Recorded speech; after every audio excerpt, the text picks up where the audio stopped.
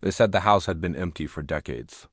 Just a dark, silent silhouette against the skyline, perched on that lonely hill overlooking the town.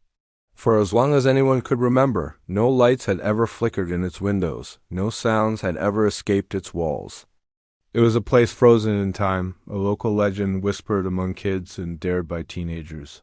A ghost story waiting for its next chapter, and one night that chapter began.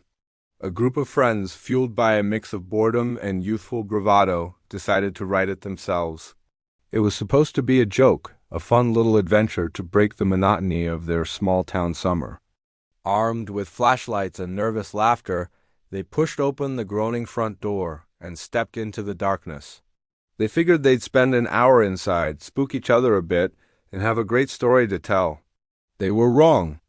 The moment the last person crossed the threshold, the heavy oak door slammed shut with a deafening boom that echoed through the cavernous space, shaking dust from the rafters.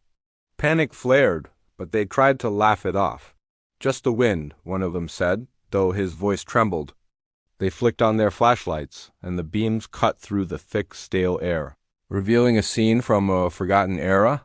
Furniture draped in white sheets stood like ghostly figures. Cobwebs hung like macabre chandeliers. Everything, absolutely everything, was blanketed in a thick, undisturbed layer of gray dust.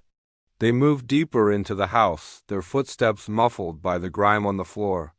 The silence was heavy, oppressive. It felt like the house was holding its breath, watching them.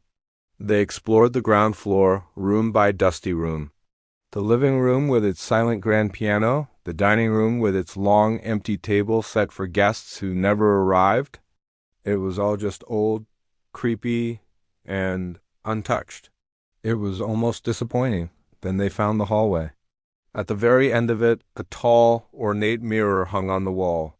As their flashlight beams danced across its surface, something made them all freeze. The mirror, like everything else, was covered in a film of dust. Except for one spot. Right in the center, at about chest height, was a perfect fresh handprint. It was stark and clear against the gray film, as if someone had just pressed their palm against the glass moments before they arrived. The print was glistening, almost wet.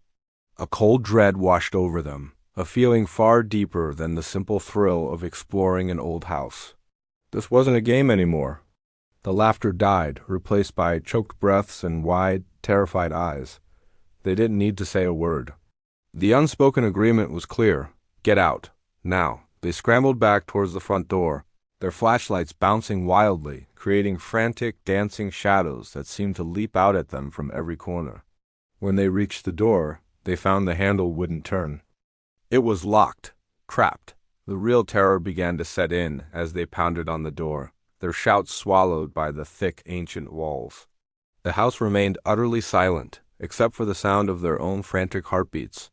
The next morning, the sun rose over the quiet town as it always did. Old Mr. Henderson, who lived down the road, noticed something odd as he went to get his newspaper. The front door of the old house on the hill, the one that had been sealed for decades, was standing wide open, creaking gently in the morning breeze. He called the sheriff, more out of curiosity than concern.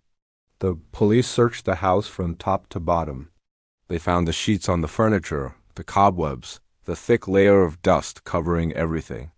But they found no sign of a struggle, no sign of anyone having been there at all. The handprint on the mirror was gone. And the friends? No one ever saw them again.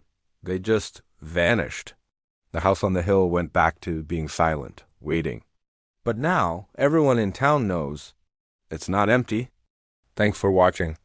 If you enjoyed this story, don't forget to hit that like button and subscribe for more tales from the shadows.